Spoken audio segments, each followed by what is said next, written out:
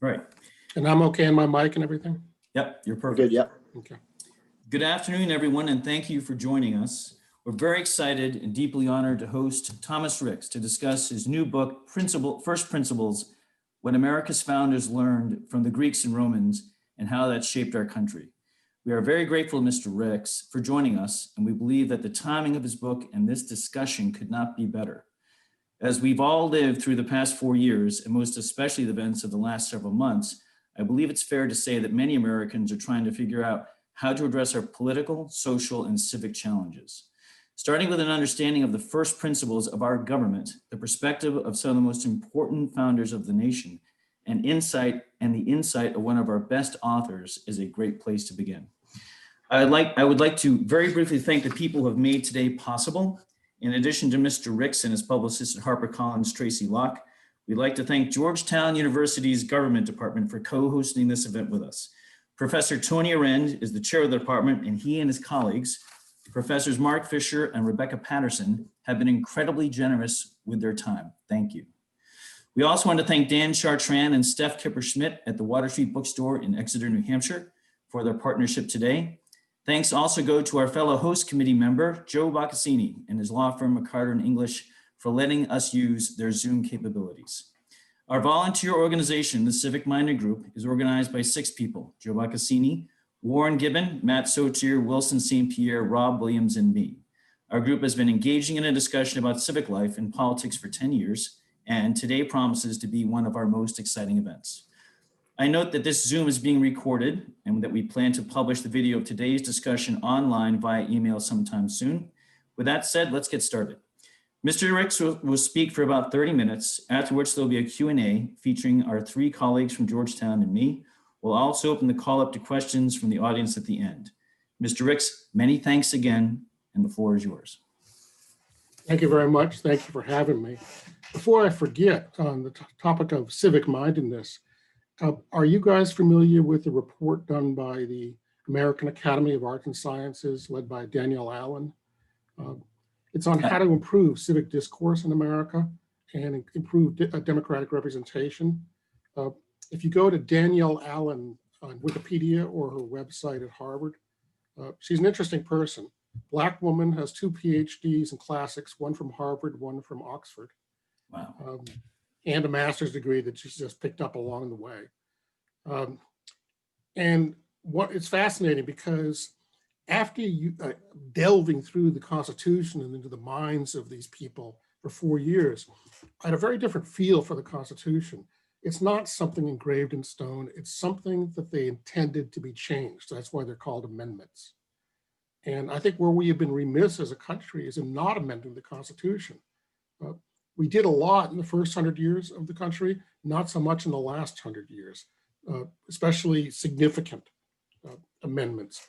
One of the things that Danielle Allen's commission proposed is 18-year terms for Supreme Court justices, organized so that 2 would come up predictably in each presidential term, hoping to get the Supreme Court out of presidential politics. They also talk about how to change the habit of gerrymandering that we have now in designing congressional districts. And another thing they propose is a constitutional amendment to repeal Citizens United, to get big money out of politics. Having spent the last 4 years reading the words of the revolutionary generation, I think they would have 2 messages for us. First is that we are drifting toward oligarchy, away from democracy. And second, that the way we have organized our national politics is profoundly corrupt in their view of the world. The 2 things that brought down the Roman Republic were factionalism and corruption. And our political campaign finance system fits their definition of corruption. Okay, that's just sort of my paid political advertisement or unpaid political advertising. I'm a big fan of the Danielle Allen Commission. And thank you for that. To talk about these guys, first of all, the Greeks and Romans of the revolutionary generation are not our Greeks and Romans. They read them differently, they viewed them differently, they understood them differently. their Greeks were kind of in the background, except for Jefferson, not a lot of, and except for Xenophon. People didn't really read a lot of the Greeks, and especially did not read the Greek dramatist. That was very much a 19th century phenomenon that comes out of Germany and the German rediscovery of classicism in the 19th century, kind of in a romantic, part of the romantic movement. The second thing is their political vocabulary comes from the Roman Republic. The reason for this is when they sit down to design a new country, they don't have a lot of models. They know they don't want a monarchy, except for Alexander Hamilton. But you could put almost anything I say, you could put an asterisk on, except for Alexander Hamilton. Hamilton is a monarchist. He actually comes down to the Constitutional Convention and proposes one day in a real lengthy speech that the presidency be for life and that the Senate seats be for life. And everybody kind of poo-poos him and he walks out and leaves and never comes back. However, he gets very involved in the ratification process along with James Madison. So when they look around, how are we going to design this country? They're very focused on the fall of the Roman Republic, on how to avoid factionalism and corruption. And then their reading of Montesquieu, especially about Madison, becomes very important because Montesquieu is very focused on the Roman world. One of his first earlier books is about the decline, the greatness and the decline of the Roman Republic. But even his masterpiece, Spirit of Laws, about, I'd say a third of it is heavily about Roman law. Montesquieu adds on two other conclusions: that republics must be small, like city-states, and that they're not sustainable. They're very fragile. And so those are the two things that Madison and his peers are trying to address as they write the Constitution. The second thing about these guys is that they all come to classicism differently. George Washington is amazing to me in this. There's a saying among American historians, the more you know about George Washington, the more you admire him. I think the same is true of Madison, and the reverse is true of Jefferson and Adams. But George Washington is essentially an uneducated man. One of my favorite passages in the book is when Thomas Pickering and John Adams are having drinks one night in Philadelphia during Washington's first term. And they're having a friendly argument about whether Washington is illiterate or not. And Adams says, no, he's not. I used to get wonderful letters from him during the war when he was commanding general of the army. And Pickering poo-poos that. He says, no, those were written by Alexander Hamilton, who is a great writer despite his faults. So how did Washington come to classicism? He basically comes to it through the elite culture of his day. He is striving to rise up in this elite culture without much of an education and really orphaned by the world, losing both parents and his older brother, Lawrence. But Washington aspires to rank in this world, and he sees that the classical virtues are the way to pursue them. And he's a man, as a young man, with a volatile, volcanic temper. He manages to hold it onto it better, but not always as an adult. And he seeks to emulate Cato, the Roman statesman, known for several characteristics: frugality, prudence, wisdom, and reserve. And that becomes the model for Washington. And by the way, I think Washington brings that model to the presidency. And a lot of the things that we think of as norms for the presidency come out of Washington's understanding of Cato. Cato was the subject of one of the most popular plays of the 18th century. It was called Cato. It was Washington's favorite play, and there is some evidence, not conclusive, that Washington had it put on at Valley Forge in the Army bakery there one night. Two lines that live on from that play, even though nobody recognizes them as being from the play. One character regrets that he has but one life to give to Rome. Another character says, "Give me liberty or give me death," which when Patrick Henry was quoting it, he actually thrust a letter opener toward his chest in imitation of Cato committing suicide in the play rather than submit to the mastery of Julius Caesar.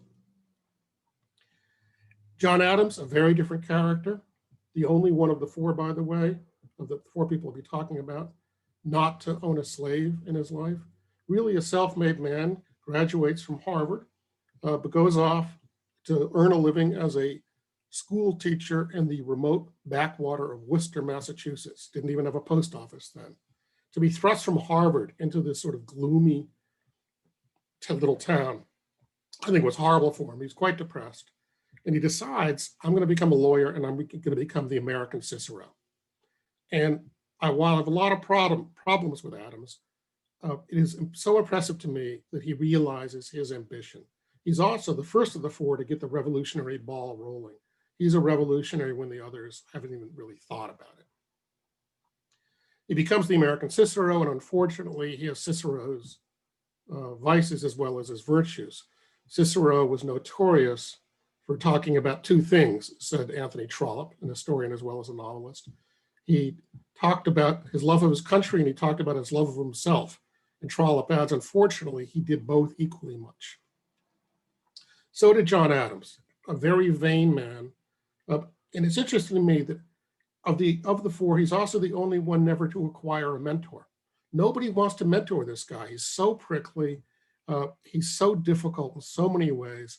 He seeks to mentor himself. And if you read Adams' diaries, he's constantly berating himself. Less chasing women, less going and hunting, more studying. He's telling himself constantly. And of course, he doesn't realize that, but he does realize his ambition. He becomes a vain man, a vain president, and a believer, as Cicero was, in stability above everything else. When he is criticized as president, he considers that a sign of factionalism, hence a sign of treason, and he throws anti-federalist newspaper editors into jail. People who talked about social media being disruptive need to know this is not the first time. The emergence of the political newspaper in America in the 1790s was enormously disruptive. It freaked out John Adams. At one point, he goes home in a sulk for 7 months and really doesn't run the government except by occasional letters. And there's a real parallel here in the transition from Adams to Jefferson. Adams is our first one-term president. He's quite bitter about being turned out, so bitter he does not even attend the inauguration of his successor. And he messes up his successor a bit by making a bunch of last-minute appointments that deeply antagonize Jefferson, who says, how can I run a government with all these Federalists who oppose me being put in these positions? Jefferson's answer in his first inaugural, which I think is the second most important document he ever produced after the Declaration of Independence. In his first inaugural, he says two things. The first is all differences of principle, all differences of opinion are not differences of principle. There was an echo of this, by the way, in Joe Biden's inaugural, in which he said, you don't have to go to war over every political difference. The second thing Jefferson says, and this is very important because it's the first transition of power in America to the opposition. He says, look, I'm not going to throw the opposition into jail like John Adams does. I am going to tolerate the opposition in the belief that the free exchange of ideas that we will prevail, establishing another important norm in America. The next president to come along is Madison. I don't think he's particularly important as a president, but I think he's enormously important in the founding of America, probably second only to Madison, I mean to Washington. Washington wins the war. I don't think there were several other generals who were candidates to lead the army, and I think many of them would not have won. Washington, to his real credit, adjusts as a general. It's very hard to adjust as a top general. He was relatively young, 44 years old, when he assumes command. And he assumes command as a fairly conventional officer dedicated to taking the offensive with conventional forces.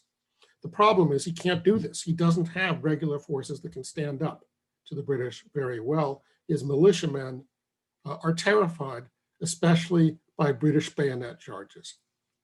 To Washington's credit, he learns, okay, you don't criticize a hammer for not being a saw or for not being an axe. You learn to use the tool.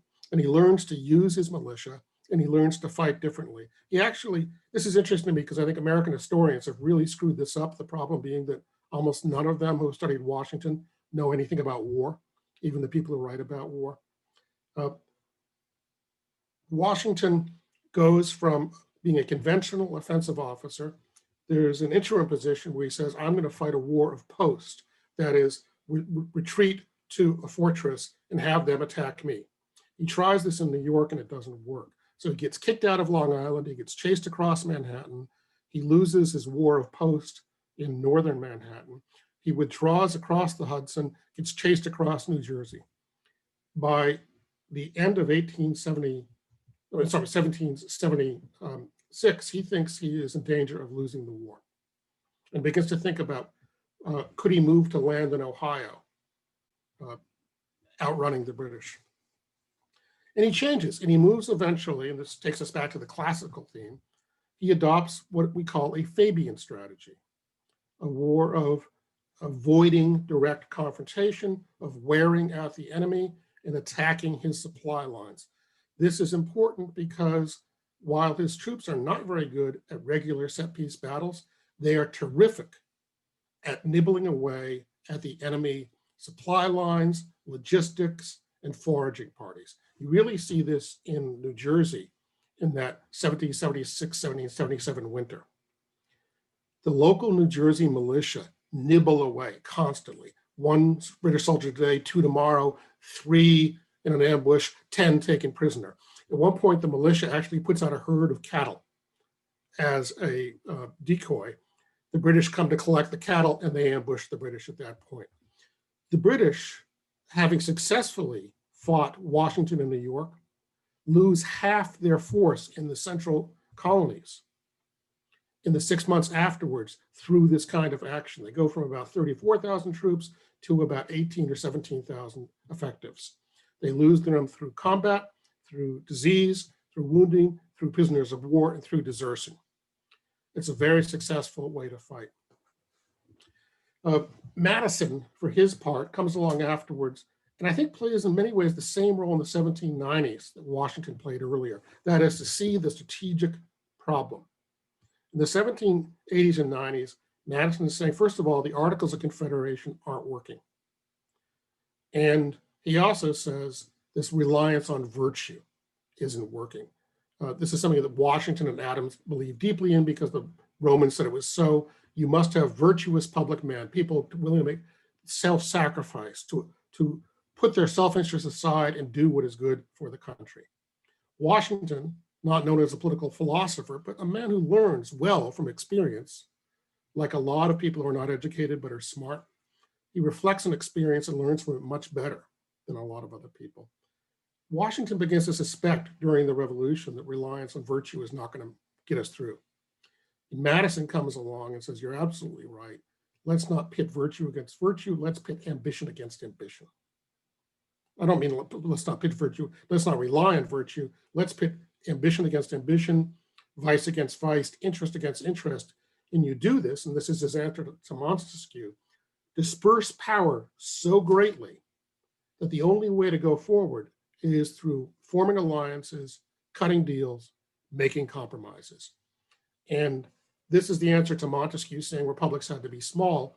Madison says, no, if you have a big republic, but you disperse power across it, that stymies the bad man, the evil person, from being able to impose their will on the majority. So you have the dispersal of power across the states and the federal government, within the federal government through 3 branches, within the legislative branch through 2 houses. I think Madison would say this results, if it results in gridlock, that's not a bug, that's a feature, that's the intention. It's better to have gridlock than to have the minority impose their will on the majority. I think that also has been missed a lot by American historians because everybody's been taught for the last 100 years by Carl Degler and his followers that Locke is more important than Montesquieu. The fun part of this is if you go to Founders Online, this great website that people say the government can't do anything. The government created this great website. Every single word that Madison, Jefferson, Adams, and and the others, dozens of them. Every single word they ever wrote in diaries, letters, speeches, pamphlets is online and searchable. So you can just go and say, well, how many times did they all refer to Montesquieu? It turns out about twice as much as they referred to Locke. And there's a reason for that. Again and again, you can kind of play with, you can do actually fairly complex searches and sub searches and really isolate who the influences were and how they were influenced, how they thought about them. Madison and Jefferson also together in the 1790s bring the first sort of political parties, not the classical parties that you see later with Martin Van Buren, but the first political parties that aren't even called political parties. In fact, for a long time, Jefferson is denying that they're political parties, but they are. And they say, look, the Federalists are also a party, they just won't admit it. I find the 1790s fascinating. I think they should be studied more. I think that the 1790s and the 1870s are probably the two most important political decades in this country, and we're still living with their consequences.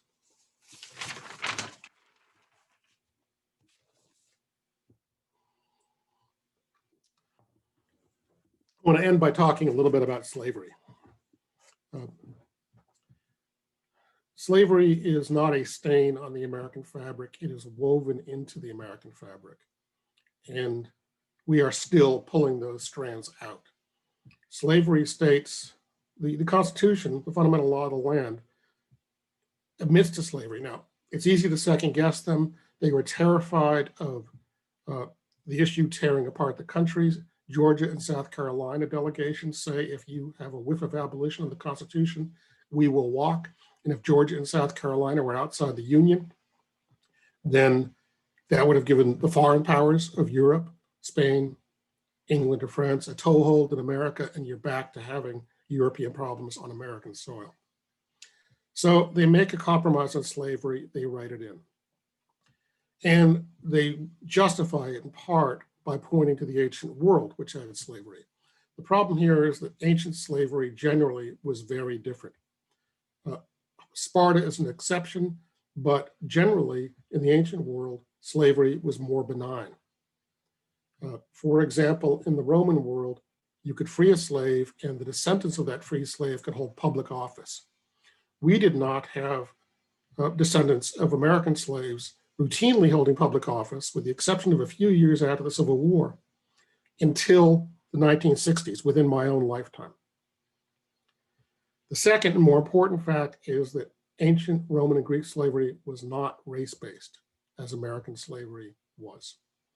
The word slave, in fact, comes from Slav, people we would regard today as Caucasian or white. So the founders wrote that into the Constitution. In doing so, they unwittingly lit the fuse for an American Civil War. And I think we are still in Reconstruction. You can call it the third Reconstruction, but I think we basically have had Reconstruction going on in this country for well over 150 years now. And we're still seeing it with white supremacists or white privilegists invading the Capitol recently. Speaking of invading the Capitol, one thing I want to say about that is people tend to forget the Articles of Confederation government. And the interesting thing is there's not a lot of good books on it. I read what there was. The interesting thing about the Articles of Confederation government is it was quite weak. You have a single House Congress and a weak executive. They really had no ability to raise money. And Shays' Rebellion occurs in Western Massachusetts, domestic insurrection, because returning soldiers have not been paid their wages by Congress.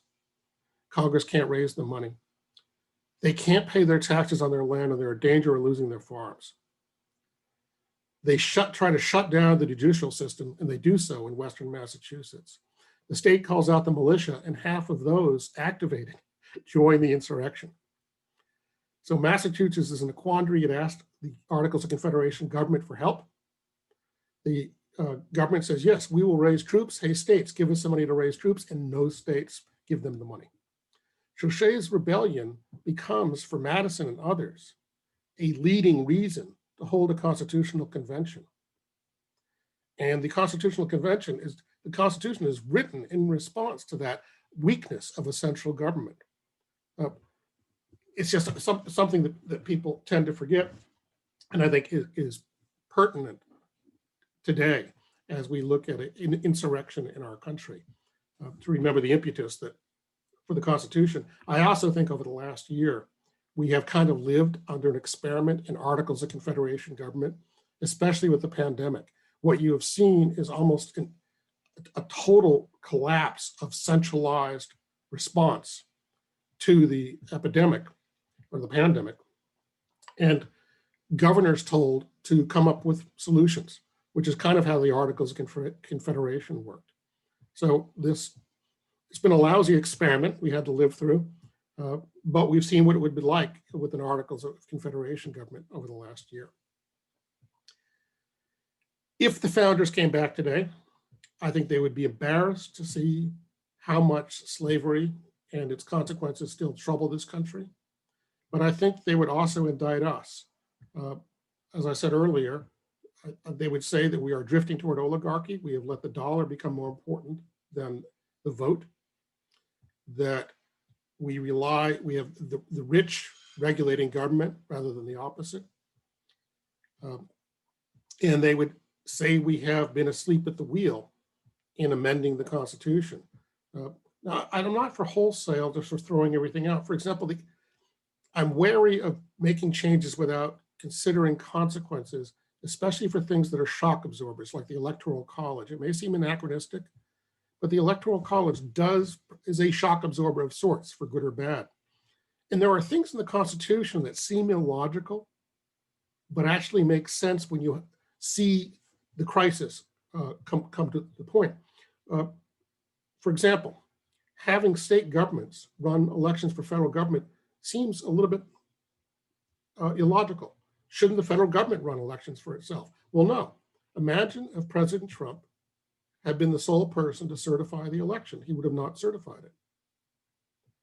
And instead, you have 50 states, each certifying it, each with their judicial system ratifying that certification and not finding evidence. So there were interesting shock absorbers and dispersals of power built into the Constitution. I'd be very wary of getting rid of them. That said, yes, 18-year terms for Supreme Court justices, an amendment to ban Citizens United to get big money out of politics. There are ways to change the way the congressional districts are designed. One thing that Danielle Allen's commission doesn't mention, but I think is worth thinking about, is redressing the imbalance in states. When the Constitution was written, the biggest state was Virginia, the smallest state was Delaware. Virginia had 12 times the population of Delaware. Now you have states that are 1/50th the size of California in population, yet they have 2 senators, just as California does. So one possibility, it's hard to imagine, but so was an invasion of the Capitol. One possibility would be have the biggest third states have 3 senators, the middle third have 2, and the smallest third 1. There's that big empty space north of Texas and west of the Mississippi that has like 10 times as many senators as California, but has fewer people than California. I read the other day that the Democrats, you have a 50-50 Senate now, but the Democrats represent 34 more million people than do the Republicans. So there are ways of thinking about how do you make the system more representative, more democratic. You can do that in the constitutional context through these sort of changes. That takes care of my prepared remarks. I'm happy to talk about anything you want to talk about. Just one request: before I was a full-time book writer, I was a reporter for 35 years. I got very thick skin. If I can take it from Donald Rumsfeld, I can take it from you. So fire away.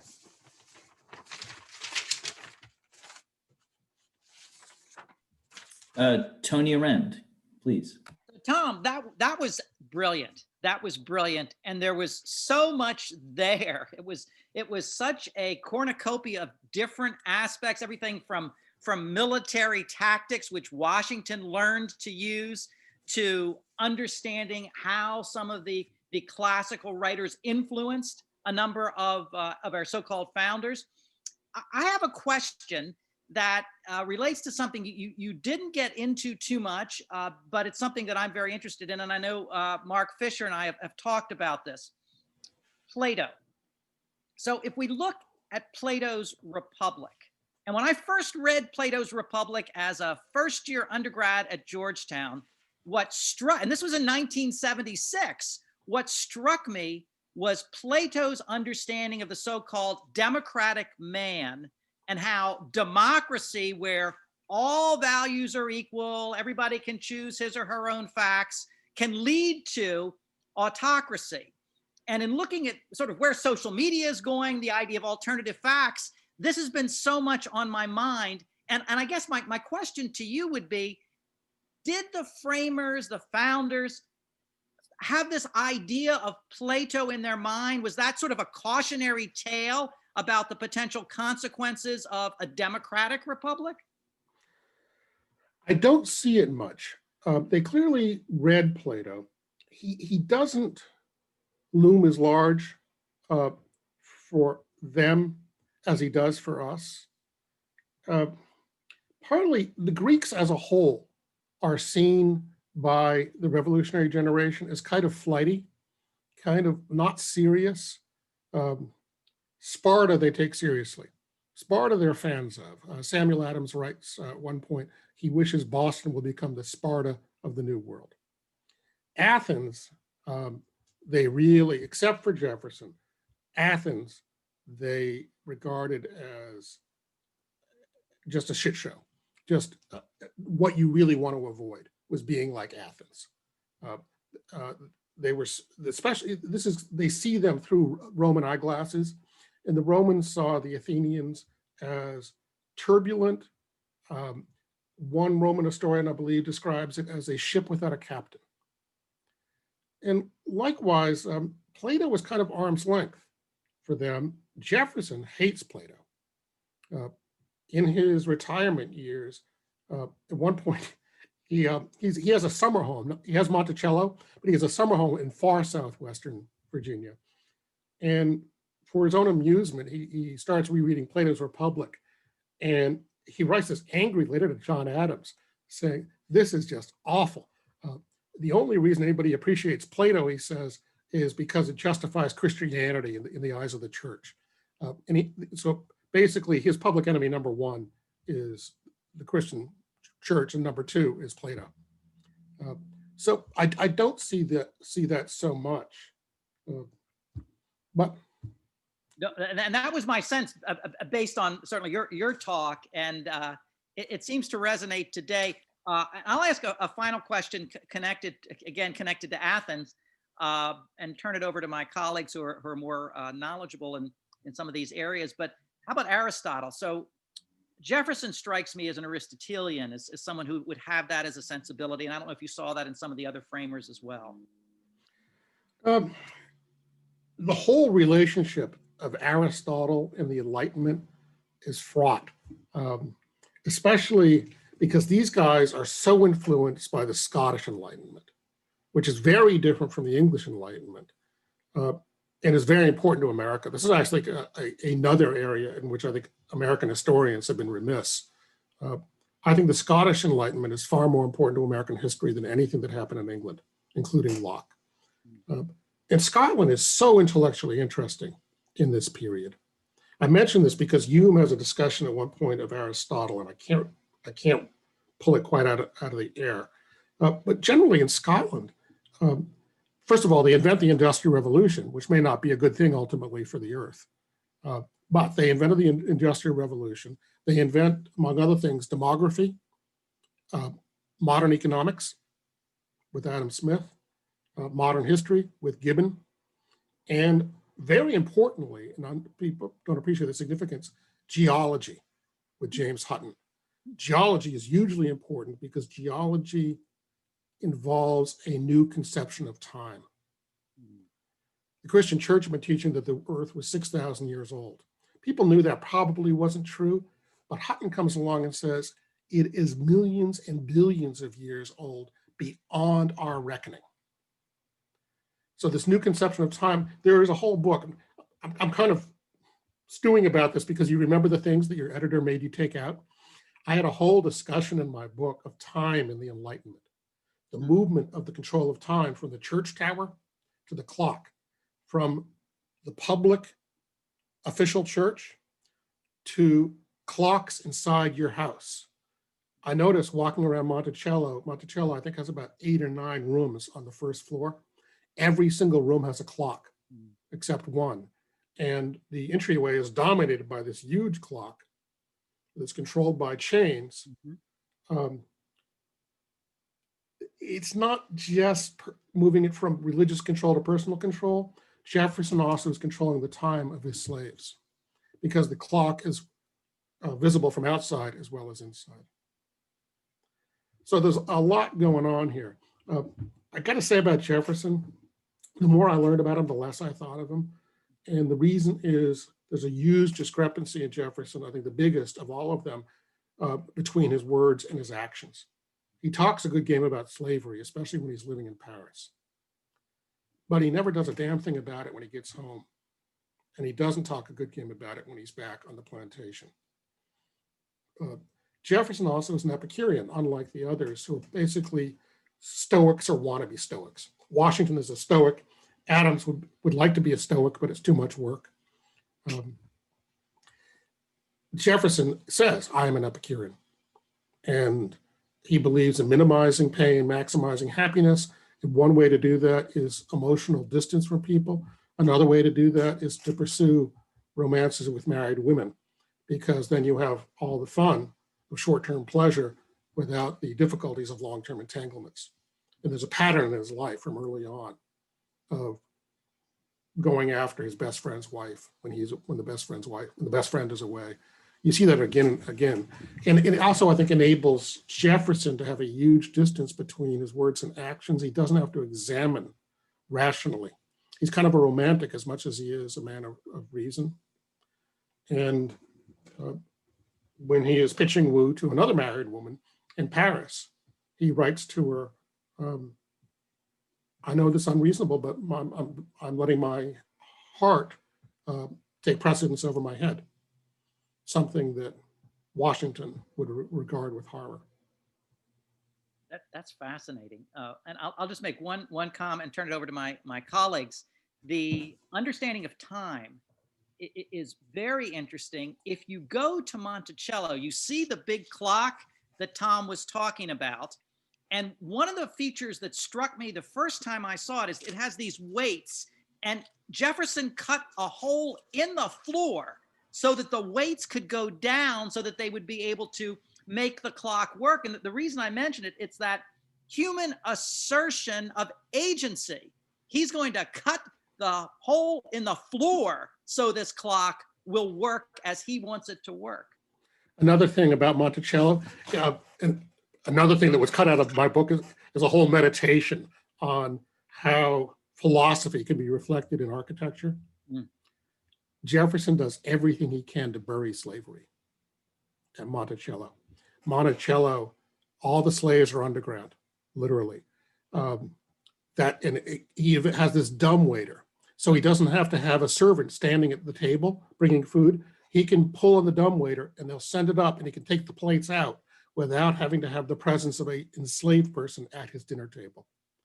He's very good at hiding problems and not dealing with things. Writing about Jefferson, I kept on thinking of the giant marshmallow man in Ghostbusters. Yeah. You can never get your arms around him. And every time you poke him, your finger just disappears. I mean, when you poke Washington, you hit something hard. When you poke Jefferson, it just retreats and he kind of evaporates. Fascinating. Well, I'm gonna turn it over to my colleagues. This is especially interesting to me. I did my graduate work at the University of Virginia, and Jefferson is deified down there. So it's really fascinating to hear this. So let me turn it back to Neil. I think Jefferson, if I could short a reputation, I would short Jefferson. I think it's been enormously inflated. At the same time, though, John Adams has been enormously inflated by a very romantic book by David McCulloch, his biography of John Adams, which is really a biography of a marriage. And they had a wonderful marriage, and Abigail Adams is a brilliant woman. I have a crush on her. She also, I think, was John Adams' chief of staff, and his greatest mistake, his embrace of the Alien and Sedition Acts and putting editors into jail, comes because it's the first time she really loses her shit too. And both of them are upset. And normally she would stop him. This time she didn't. By the way, I enjoyed watching, but I don't like the representation of John Adams in the HBO miniseries. Paul Giamatti presents him as kind of this cuddly teddy bear of a guy. He was not. The things that really leap out, the worst things these people say, I remember. And John Adams, in one letter, revels in the fact that a newspaper editor who had been critical of him had a house fire in which the wife and children died, and then the editor died a few days later. And he basically writes, serves him right. Speaking of things people write, Thomas Jefferson at one point writes in a letter, just sort of thoughtfully about the produce of his plantation. He says, "My farm produces enough food to suffice for all the animals except the Negroes." Wow. Thank you. Neil, over to you. Thanks, Tony. Rebecca Patterson, please. Thanks. So one of the passages that really struck me as compelling was in chapter 6, which covered Adams and the Fuse of Rebellion.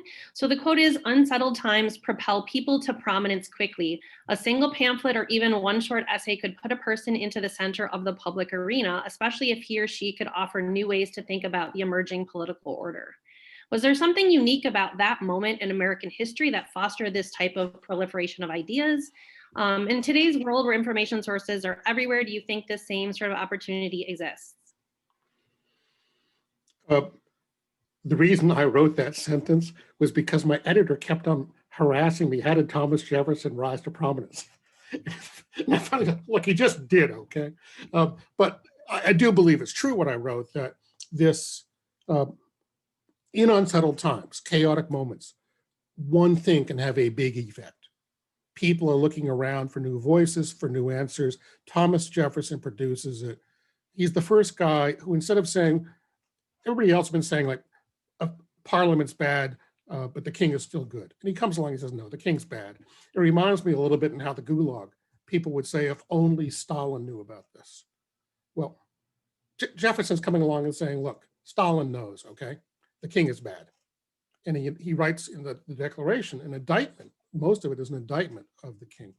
But people having a big influence in unsettled times, I think, is an axiomatic fact.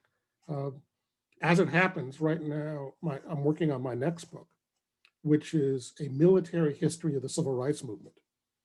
Once again, I'm arrogantly coming along and saying historians aren't getting this right. I'm using my knowledge of how military operations, of wars, of generalship and leadership as a perspective on the civil rights movement. And here again, unsettled times, new political agenda, people realizing that power is shifted. People emerge very quickly. Martin Luther King goes from being unknown to being on the cover of Time magazine in 1 year. Stokely Carmichael emerges on the strength of one slogan, Black Power. Malcolm X rises to power without any organization behind him. And yes, there are new media out there that they're taking advantage of, but there always are new media. I mean, it's the nature of life. And in fact, I think the 19th century had far more disruptive changes in media and other things than we have had. The 19th century has the telegraph. Suddenly information can move across countries and oceans with immediacy. And the railroad. Suddenly you can move goods and people on land faster than the pace of a horse. Those are, and you have the Industrial Revolution that moves people off the land and into cities. Huge changes, none of which, I think all of which are bigger than the changes we are having in our own lives right now. So I think people do come out of those situations very quickly.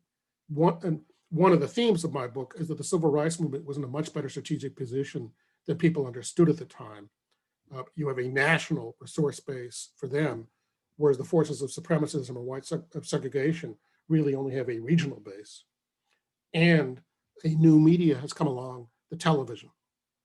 Bayard Rustin said, we could have stopped lynchings 50 years ago if they had the television in the 1920s.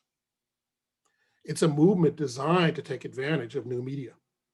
They have a strategic understanding of a changed power environment and a tactical sense of how to use that change. But we can talk about that book in 2 years. I can't wait. I'm loving it. Writing it. It's like taking dictation. I've written 90,000 words, fastest book I've ever done so far. Wow. So talking a little bit on the military side of things, connecting maybe your future book to the one you just finished. So George Washington spoke of honor and reputation as the two most valuable things in his life. And the quote, which describes those attributes, were in reference to him as a soldier, at the time the only member of the US Army.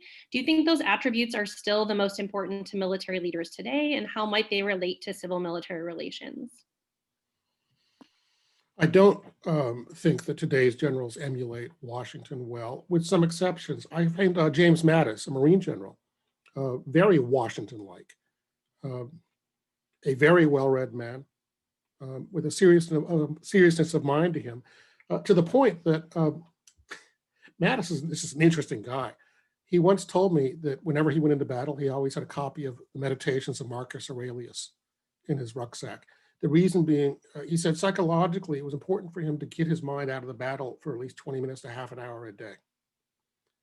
And so he'd read the Meditations of Marcus Aurelius. I once asked him about a Marine position in Iraq, and he said, well, if it was good enough for Alexander the Great, it's good enough for me. So here's a man rooted in history and the classics who still reads them. By the way, I did a fun conversation about the book with Mattis on Politics and Prose website. That's worth looking at. There are a few other generals out there that I would say have some Washington-like qualities.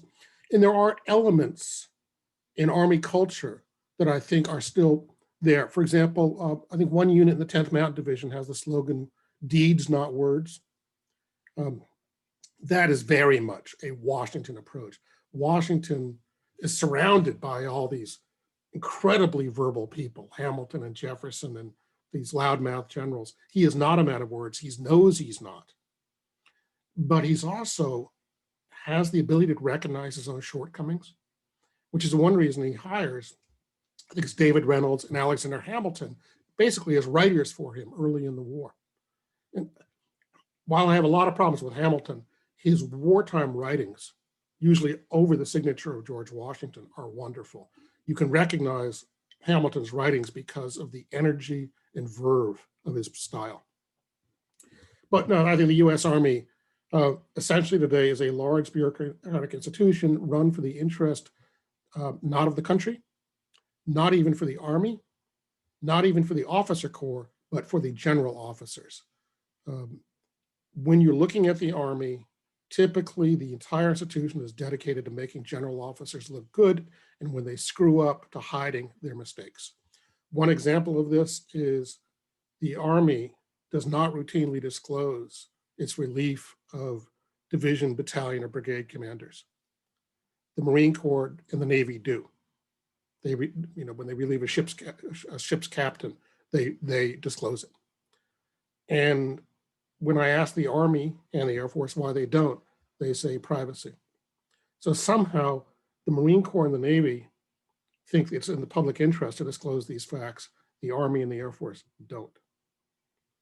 By the way, I've been stewing about this because when you look at how the Army handled General Flynn, Michael Flynn's brother, not disclosing his participation in discussions of deployment of the National Guard when his brother is an active insurrectionist, and hiding that fact that he's involved in that.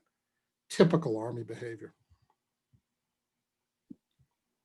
Thanks so much. I'll turn it back to Neil for Mark, I think is next. Thanks. Thank you. Mark Fisher, please. Yeah, first, Tom, I really want to thank you for this book. As someone who spends a lot of time thinking about how we might look back to the Greeks for something of relevance, to read a book that is both timely and has an extended discussion of the Amphictyonic League was incredibly refreshing. How do I pronounce that word? I could never, I would out, no, nobody could tell me. Amphitronic. Is that how it's pronounced? I've been able to figure that out. Yeah, I mean, I'm sure that you will find some other pronunciations as well. I asked a Not classicist, she said, just make it up. Yeah, it doesn't find its way into the pages of HarperCollins very frequently. So that was a pleasure. What I would really like to sort of ask for you to elaborate a bit more on are a couple of your sort of final prescriptions in the epilogue, namely those that have to sort of do with classical virtue. So you suggest that we need to refocus on the public good. We want to promote, cultivate, and reward virtue in public life. And we need to rehabilitate happiness towards a more holistic sense, or what I would think of as a more eudaimonistic conception, a la Aristotle. No, I think these are great suggestions, and a lot of us would sign on to them, but it really does ask for a fairly comprehensive ethical reorientation of American citizens. And I guess I want to push you to say a little bit more about how exactly do we get there? I think the first step, obviously, that you're suggesting is that we need to appreciate the need intellectually, right? But there's something kind of ironic with the way in which, both in the generation that you're accounting for in this book, and I think later on, we come to think of the turn towards classical virtue, the appreciation of it, with a sort of bookish class. It's a sort of elite individual who sits in the library and translates Aristotle and Cicero, right? Whereas in the ancient world, they thought of it very, very differently. Of course, we have someone like Socrates, right, who does have this intellectualist notion of virtue, which is once we understand what virtue is, we will be able to practice it. Right? But the more we read about the ancients, the more we read Socrates is actually a very strange fellow and not at all representative of what most Greeks or Romans thought. And rather more characteristic is something like what Aristotle says, which is that we have to be thoroughly habituated into this way of life, right? And he even goes so far as to suggest, it's not until you're after over 35 or so that you need to start understanding the principles behind this. First, you need to learn how to live it, and then you can understand the theory behind it. And so we see this also in a number of the education programs of classical republics. Most famous, I think, is the Spartan agoge, right? This incredibly draconian education that produced almost unhuman devotion to the polis, right? We also see this in appreciation of some of the more early modern figures that tried to kind of turn back to a classical republican notion, Machiavelli, but perhaps most famously Jean-Jacques Rousseau, right? Who really recognized that if you were going to have a functioning republic, you needed to really cultivate citizens. You needed to really habituate them in this way of life. So my question is, how do we do this in 21st century America? And I think more pointedly, the question is, how do we combat the constant education in economic self-interest, this education that is really directly at odds with refocusing on the public good and thinking about a more holistic conception of happiness? How do we combat this when it's constantly informing the character of modern American citizens? That's a great question. Let me say at the outset, I don't have a good answer. I have some partial thoughts, but I think this is one reason I was so interested in Danielle Allen's commission, is because they actually have come up with pretty close to a holistic answer in, like, whatever it was, 36 different recommendations, some of them legal, constitutional, some of them procedural, some of them simply societal, about how we deal with each other. I think what you're pointing to, though, especially when you use the phrase economic self-interest, is a fundamental tension in American society, is the market, the dominance of the market, and making the market the measure of all things. This is not a new thing. It goes back to the market revolution of the 1820s, and it's profoundly democratic. All this classicism we've been talking about was washed away incredibly quickly in the first decades of the 19th century by the Industrial Revolution, by populism, and really by the market. I say somewhere in the book that the most American phrase ever written is one that appears in Huckleberry Finn: you pays you money and you takes your choice. And that almost could be replace e pluribus unum, especially on our currency. You pays your money and you takes your choice is the American ethos. it puts it on the individual. And much more than ancient Greek philosophy, American life values the individual economic actor. I remember reading that idiot is Greek for someone without a place or something. Idiotes. No, it's someone who devotes themselves to the private. Yeah. Yeah, somebody who's overly individualistic. Yeah. Whereas America, that's our cultural hero, the lone man on the horse or the motorcycle, whether in a Clint Eastwood movie or in a Harley Davidson advertisement. But there are, as you see in Bowling Alone, there are sort of responses to this. What really strikes me about living in Maine, especially on an island in Maine, is they are not big fans of money. They do not make money the measure of a person, and they don't have a lot of respect for wealthy people. They assume that wealthy people have stolen it, and they really do. I live in an island where someone once asked somebody to reshingle their roof, and the man told him, this is how much it would cost to reshingle it. And the guy came back with a bid, and he said, no, I'm telling you how much it will cost me to do it, plus 10% for me. And the guy said, okay, I'll pay it. And the guy said, I'm not interested anymore. You've insulted me. And the guy found that the shingler went to everybody else, and nobody would bid to reshingle the house. Which is kind of one thing that struck me living in Maine. In pre-industrial society, the working person had much more power. The yeoman had much more power because there were a limited number of people you could go to, and they could shut you down. It's a very closed society that I live in here. Very skeptical of outsiders, and really the biggest problem I have with it is that everybody has known each other for 50, 60 years. And it's a little bit like being in the Rolling Stones. You're locked into the people who were your friends in high school. And 60 years later, you're still dealing with them every day. And you can never really make yourself a new person or outgrow the persona that people have known for 50 or 60 years. There are answers to this. One thing I notice on my island is that people take care of each other.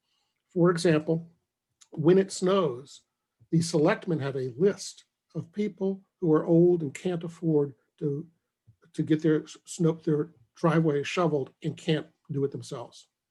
And the town plows the driveways of those people without asking.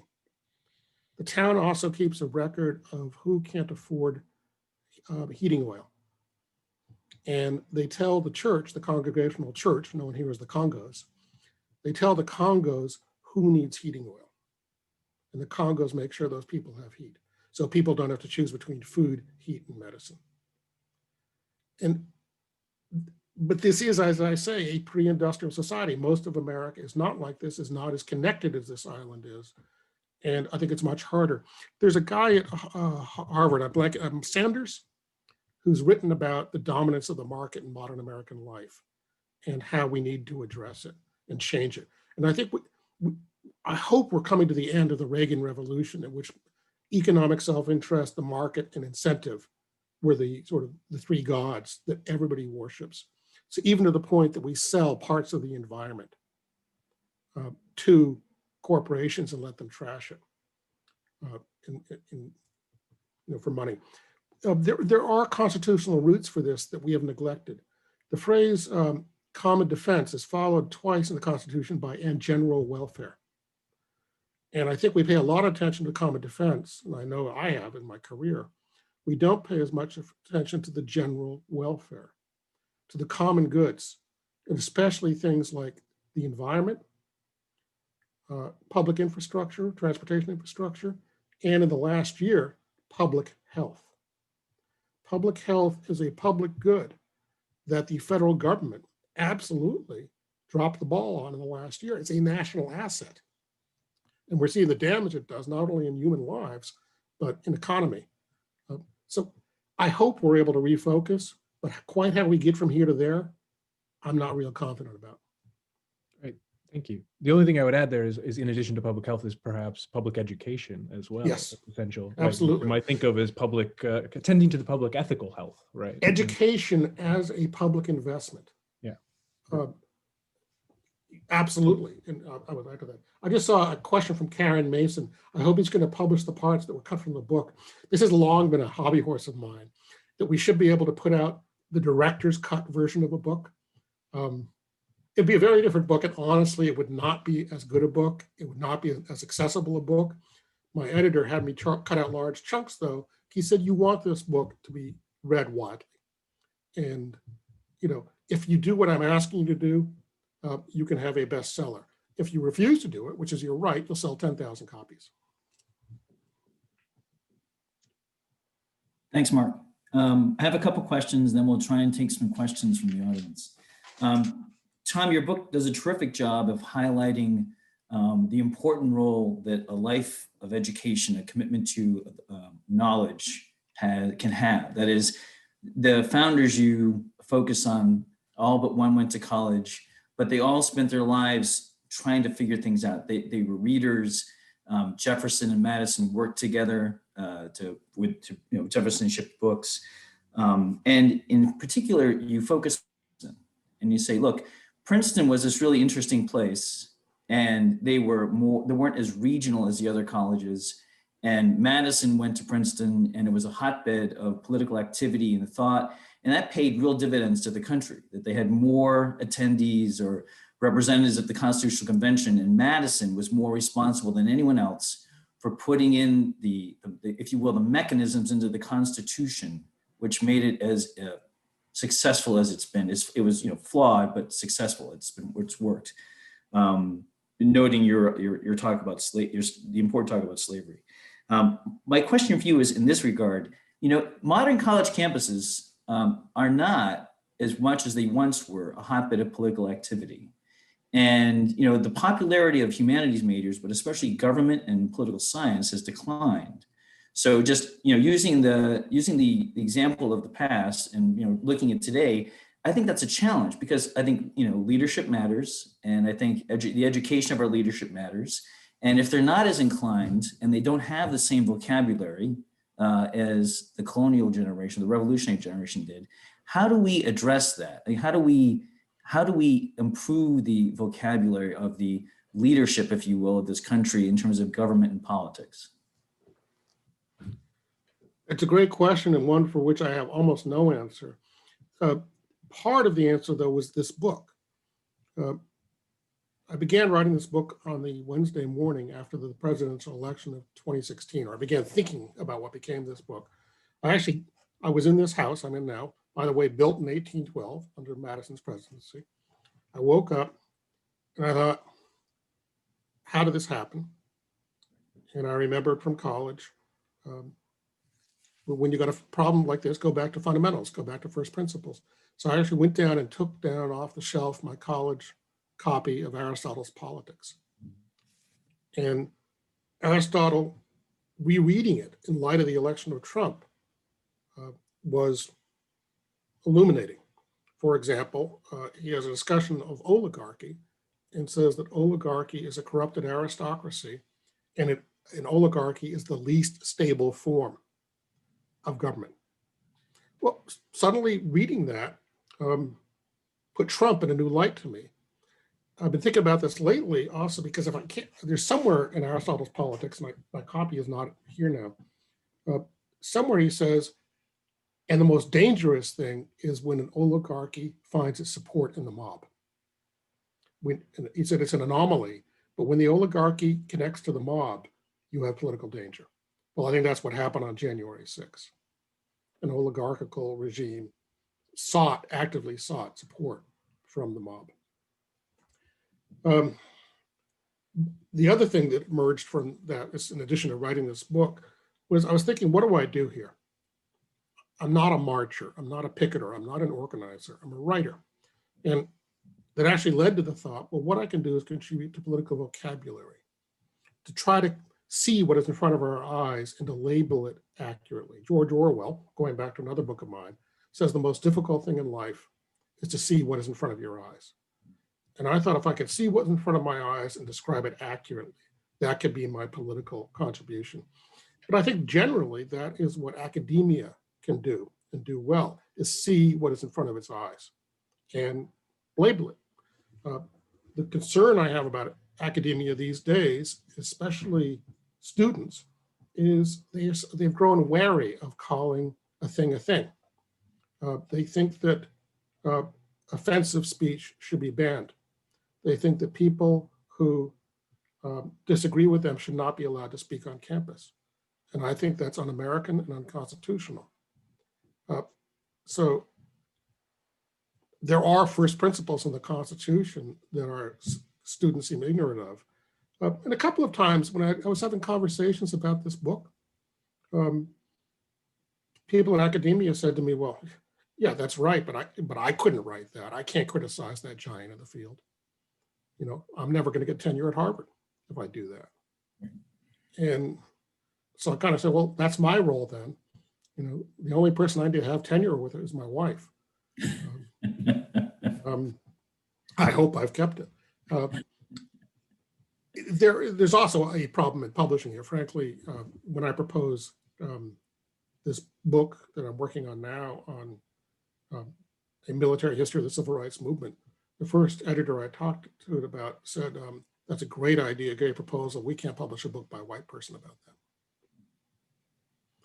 that. And I don't think this is wokeism. I don't think it's political correctness. I think it is cowardice. In this vein, have you considered the possibility of a national service program, a compulsory national service program as an educational tool? That is, that it would bring people together from different regions, that it would break down barriers, that it would instill a sense of, you know, obligation and duty to the country, so analogous to, you know, when World War II, when the greatest generation went in, they all came out and they had a sense of bonding connection to each other. And I'm not saying one has to carry a gun, but have you given that as any thought? I have. I was very influenced in thinking about this about 20 years ago by Charles Moscos, a sociologist at Northwestern University, who wrote quite a bit about this. But I'll meet you and go you one better. Not only do I like the idea of national service, I like it as part of a conscription program. I think we should have conscription. I think it's healthy for the military, even though the military wouldn't like it. The military is happy with the all professional, all volunteer, or all recruited force. But I would like to see conscription under which you could go in for 1 year of national service conscription, in which you drive the general around and empty the garbage, and all the money that is spent on contractors now would simply be done by national service. You could go in for a 2-year option in the military, which is with a notion to perhaps making a career of it, perhaps not, but being in combat arms and other things. Or you could do 2 years national service. And I would tie this to college tuition. I would make college tuition absolutely free for anybody doing any of these forms, 1 year, 2 year of national service. Great. And I would simply add that people who volunteer for the combat arms also would get interest-free mortgages for the rest of their lives. You can do these things. Right. All you have to do is stop giving all our economic expansion, all gains of productivity to the top 1% in America, which is what's happened for the last 30 years. And I'm not a big Bernie Sanders fan, but I do agree with Sanders when he says that Congress used to regulate Wall Street, now Wall Street regulates Congress. And they regulate Congress, and the rich also regulate the tax code.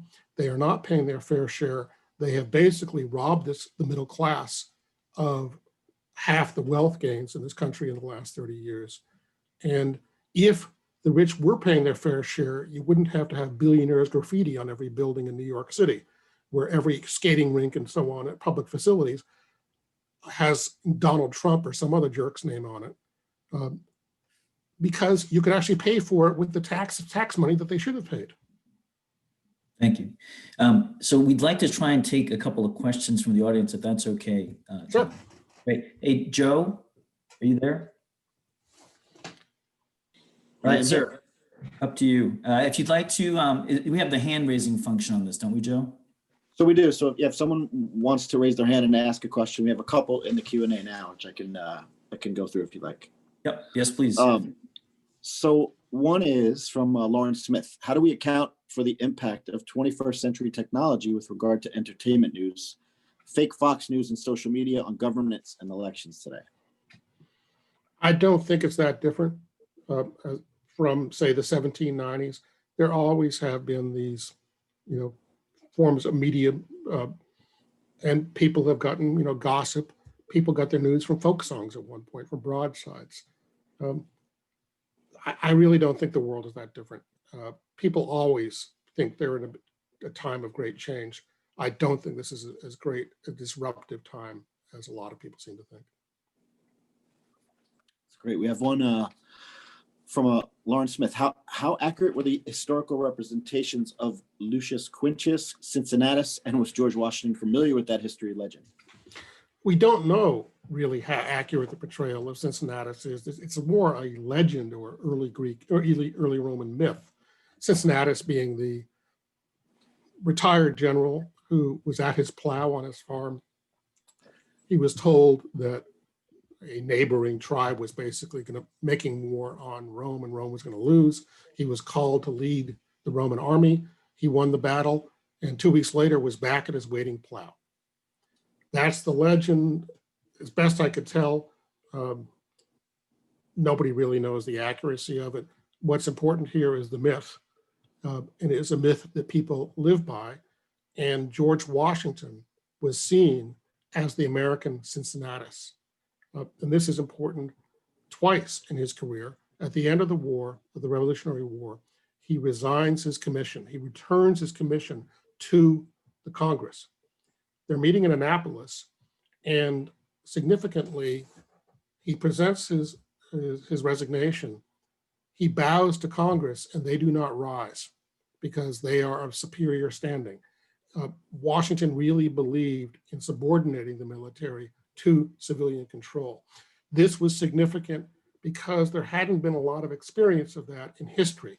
What was fresh in the minds of these people were two things. Julius Caesar taking over Rome, and more recently, Oliver Cromwell in the English Civil War becoming dictator of England and then turning over power to his son. And they wanted to avoid that. And so they are very impressed that this general voluntarily yields power. Supposedly, and I haven't been able to nail this down, George III heard of this and said, if he does that, he's the greatest man in the world. And then, again, Washington is president. And at the end of 2 terms, he turns over power and goes back to his farm. Once again, the American Cincinnatus. By the way, there was this group, the Society of the Cincinnati, that used to have a nice house on Massachusetts Avenue. I think it's now the Indonesian Embassy, which was formed after the revolution, but they wanted to have a special aristocratic class of people who had been officers in the revolution and their descendants. And this is another thing I mentioned in the book. Actually, there's another thing my editor cut. I think at one point, a guy in a novel is wearing the eagle of the Society of Cincinnatus. And somebody points at it and says, what is that? And the Irish servant says, it means the gentleman wants a goose for his dinner. I thought it was interesting. My editor said, Tom, you got to get rid of the underbrush here. So there's a couple others. Here's a quick one. Which Latin author was the most influential on the founding fathers? I'd say Cicero. Cicero was such a central figure for them, partly for his writing and partly because of the role he plays in trying to keep the Roman Republic alive and putting down an insurrection. But their bookshelf really is quite different. For example, the most popular playwright of the ancient world in the revolutionary generation was Terence, a Roman comic playwright that nobody reads today. And I tried, and it's hard. But they all read Terence. As I said earlier, they tended not to read the Greek dramatist, with the exception of Jefferson. So there's a couple other questions, but someone raised their hand, so I'm gonna have them ask, I think. Where is the hand function? It's, hold on. I'm not sure the panelists have it, Joe. Oh, sorry. So yeah, so I'm gonna try and, no, I have to. Can you guys raise your hand again? Because I made a mistake and put your hand down. So I'm gonna ask the question first while they raise their hand. Technical difficulties. So this is from Daryl Bailey, 2 questions, and I'll ask the first. On amendments. It says, on big money, the cost of running for the House or Senate requires large funding, which invites lobbyists, which invites influence. How do you deal with that from a federal level if name recognition is key? You get money out of politics. You say, corporations are not people. It's a bizarre legal fiction. And just because the Supreme Court says it doesn't make it true, any more than the Dred Scott decision was true when the Supreme Court said that Black Americans, free or not, have no rights that the white man must respect. The Supreme Court has made a lot of really bad decisions in American life, most of them reactionary. And if we got rid of Citizens United with an amendment, constitutional amendment, and then followed it with severe limitations on money in politics, you would have a more democratic system. One thing I've heard, I don't know if it's enforceable, is money can only come from the district in question, from the congressional district or the state, no out-of-state money. Now, I live in Maine, which is really subjected to this. I believe 94% of Susan Collins' campaign funds in her recent senatorial campaign came from out of state.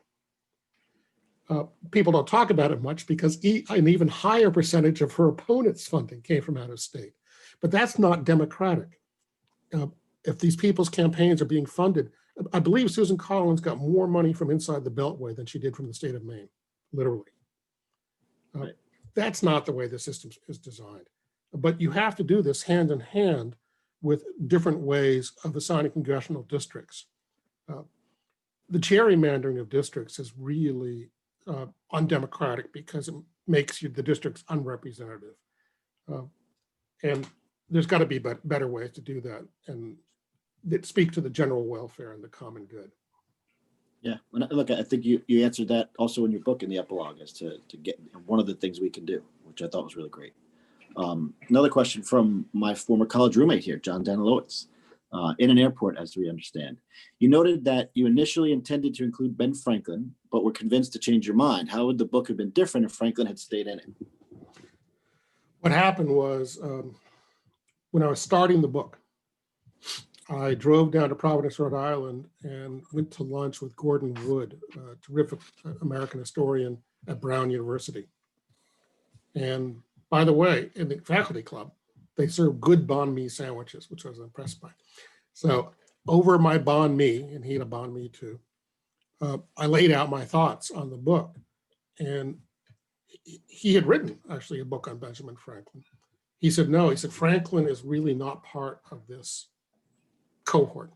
He's alive at the Constitution, but barely. Really, he said, what you want to do is drop Franklin and add Madison.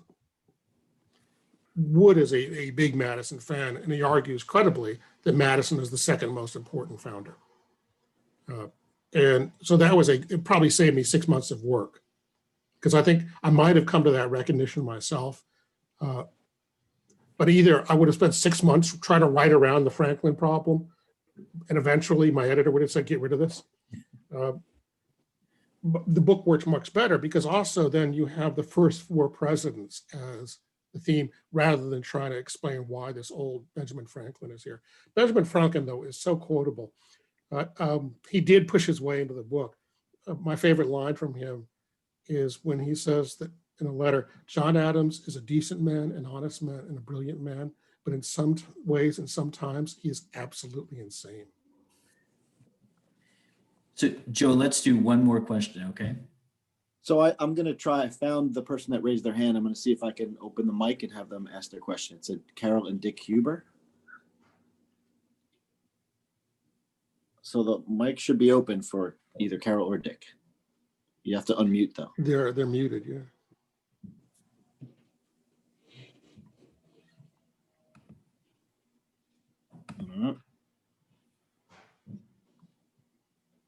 I don't see them answering. Okay, so we had someone else raise their hand, so let's see if I can do that one. Thanks for doing that, Joe. No problem. There we go. Anthony, are you there? I am. You have me? Yes. Hi. Great. Sorry, I accidentally raised my hand, but I'll gladly take the opportunity. There you go. Did our founders have more time to think as they're working through their problems? I suspect we don't process thought much faster than the founders or the ancients did. Yet back during the founders' time, it took weeks to get information back and forth across the Atlantic. Today, it's instantaneous. Given our proclivity, thanks to technology, of getting instant gratification and solutions, i.e. Amazon Prime can have whatever I want on my doorstep in 2 days, are we growing at odds with our the features, air quotes, of our dispersed political system that we have? Thank you. A good question, and I think you are right. We are. I've said several times, I don't think we're undergoing as dramatic change as we believe we are, but I do believe it is easier to be distracted nowadays, to submerge yourself in trivia, like Twitter. I find I consciously, as a writer, try to withdraw from the world. And I find that I do some of my best writing when I'm walking the dog. Mm-hmm. I write every day from 7 to 11 or 7 to noon. And then I walk the dog. And almost always that walk, and I'm walking in the Maine woods. It's, just us and the eagles and the pileated woodpeckers and the loons on the pond behind the house. I do some of my best writing thinking about what I've just written and saying, oh, what I meant to say in that writing was this. And I'll come back with notes that I've written to myself, sort of fixes, better ways of saying it, more articulate. And I think that is key to good thinking and good writing is withdrawal. Something I was, as a war correspondent, I consciously would do when I was writing big think pieces, shape of the war, strategic context. I would get away from the US military. I would withdraw. And usually I'd go to the Washington Post, Washington Bureau, Baghdad Bureau, and almost withdraw there and just spend time alone reading through my notes and processing it. And it's really important, I think, to be able to do that, to write and think clearly. And I don't think people do it enough. Thank you very much, Tom. And thank you, everyone. I think that's going to wrap it for us today. We're over, and we really appreciate the extra time you gave us today. Two things. One, if you'd like a signed copy of First Principles, go to the Water Street Bookstore's website. We're in Exeter, New Hampshire. And if you order his book, they will send you a signed copy. Thank you all. Thank you, Georgetown, Professors Arend, Patterson, and Fisher. Thank you so much, Tom Ricks. It's a fabulous contribution to it makes me very hopeful and optimistic to see your effort, because it's just fabulous. Thank you so much. Thank you for having me. Be well all. Take care.